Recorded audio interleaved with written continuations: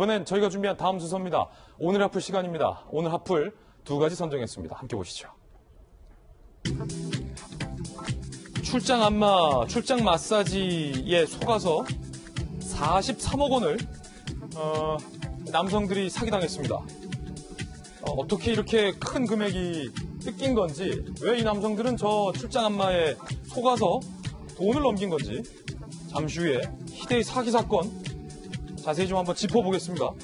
두 번째는요, 지금 대한민국에서 발생한 화투 살해 사건의 의혹을 받고 있는 이 피의자 김모 씨와 관련된 이야기도 오늘 추가적으로 준비가 되어 있습니다. 먼저 체포 당시의 이야기부터 들어보겠습니다. 변호사를 선임할 수 있고 변명의 기회가 있습니다. 그가 부당하다고 생각되면 체포집 적부심을 신청할 수가 있어요. 독립자기 피한국법 위반이고요. 관련돼가지고 중국에서 일한 것 때문에 문제가 돼가지고 체포를 한 거예요. 진술 보고할 수 있고. 네, 감사할게요. 그거는 좀 이따가 피 좀 잡으셔. 경찰의 아주 엄정하고 단호한 모습이 굉장히 돋보입니다. 조직원들이 체포되는 순간의 모습들 여러분들 살펴보셨습니다. 어떤 범죄였고 어떤 남성들이 얼마나 돈을 뜯긴 겁니까? 출장 마사지 사기 사건 310명이 43억을 뜯겼다. 참, 경찰 출장 마사지 피싱 조직원 32명이 검거됐습니다. 이거 신종 사기 사건이기 때문에 상당히 주의하셔야 될 것 같아요. 중국 산둥성 등에서 피싱 사이트를 35개 운영을 했는데 역할 분담이 철저했다. 광고팀은 여성 얼굴을 내걸고 출장 마사지 광고에 앞장섰고요. 실행팀은 사이트를 보고 남성들이 연락을 해오면 예약금으로 10만 원에서 30만 원을 먼저 받았다는 거예요. 마사지사 보증금, 입금자 명의 등 각종 핑계를 대면서 추가금을 요구했다. 그리고 돈을 받은 뒤에 잠적하는 수법이었는데 저희가 이렇게 보면 여기에 누가 뜯기냐. 10만 원 보냈다가 수상하면 안 뜯기는 거 아닌가라는 생각이 드는데 어떤 남성은 이렇게 150여 차례 한 사람이 9,500만 원을 돈을 입금해 주기도 했다고 합니다. 자, 이거 어떻게 봐야 할 건지. 자금관리팀은 이 돈을 갖고 돈 세탁을 나섰고요. 남자들 310명이 43억 원이 뜯겼습니다. 마사지가 뭐길래 힘들게 벌어서 이렇게 뜯깁니까? 예, 정혁진 변호사님. 네. 아니, 저는요, 이게 피해자분들이 참 안쓰럽고 안타깝긴 한데, 참 좀 어떻게 보면 또, 아니, 이런 데 당해요. 한 명이 9,500만 원까지 입금을 줬다면서요. 대한민국의 전문가는요, 마사지 딴 데서 받으면 되지, 뭘. 사기꾼밖에 없다는 이야기가 있어요. 여러 전문가가 있지만, 그 중에 가장 치밀하고 그런 사람들은 그 다음에 제가 어떤 사람한테 이야기를 들었는데 사기꾼인데 사람이 사기를 칠 때는요.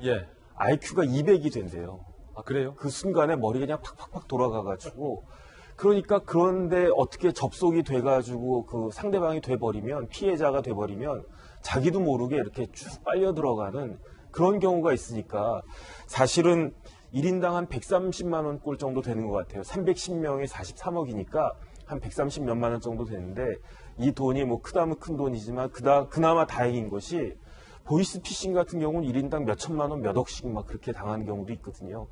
그래서 이런 범죄는 그 법원에서 검찰에서 무조건 구속수사하고요. 그 다음에 법원에서 거의 다 실형이 나오는 아주 중대한 범죄입니다. 그런데 사실은 그 범죄자들이 대부분 중국에서 운영을 갖다 하는 것 같이 그렇게 보이니까 그러니까 제일 중요한 거는 그런 이상한 생각이나 그런 만연한 생각을 하지 말고 아주 그냥 쓰이지 않게 조심할 수밖에 없지 않나 그런 생각이 듭니다. 아니, 이들이 내걸었던 그 출장 마사지가 정말로 전문적인 마사지사가 가서 뭉친 데도 풀어주고 혈도 뚫어주고 하는 그런 마사지입니까? 그런 마사지가 이렇게 몇십만 원씩이나 할 수가 없는 거죠. 이상한 거죠. 건전한 마사지 같은 데 가면요. 1인 한 번에 한 2, 3만 원? 그다음에 좋은 데 가도 한 5만 원이면 충분히 좋은 서비스를 갖다가 받을 수 있는데 10만 원을 걸고 거기에 추가적으로 돈을 갖다 요구한다. 이러면 상식적으로 봐도 누구나 이건 이상한 것이구나라고 생각을 할 수가 있는 거죠. 저런 거를 이용하는 남성들은 불법 행위는 아닙니까?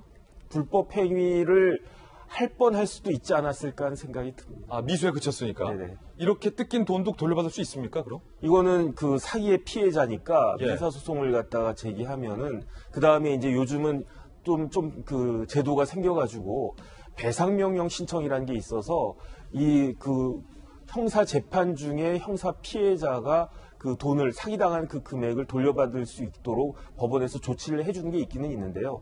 근데 이렇게 해가지고 돈을 돌려받은 케이스를 저는 별로 본 적이 없어요. 그렇군요. 그러니까 저 출장 마사지를 이용하려고 입금했던 남성들도 굉장히 떳떳하지는 못한 상황으로 추정이 된다는 게 정혁진 변호사님의 견해시고요. 어떻게 홀렸길래 실제 범행 당시의 통화 내역도 입수가 됐습니다. 들어보시죠. 예, 예약금 입금해주시고 지금 수요일에 시간은 한 50분? 입금되면 어떻게 되시죠? 선생님 제가 준비시키면서 바로 전화 드릴게요. 그냥 원하는 방향으로 신고를 하든 계좌 추적을 하든 하셔갖고 회수 처리 받아보시라 이 말이에요. 이재명 기자, 돈을 받기 전에 목소리와 벌써 돈을 받고 나서 목소리가 달라지네요. 뭐 피해자긴 한데 뭐 순수한 피해자긴 보기는 어렵겠죠. 그 불법행위인 걸 뻔히 알면서도 이제 돈을 넣었기 때문에 오히려 그래서 더 저 사기단들에게 끌려간 게 아닌가 이런 생각이 듭니다.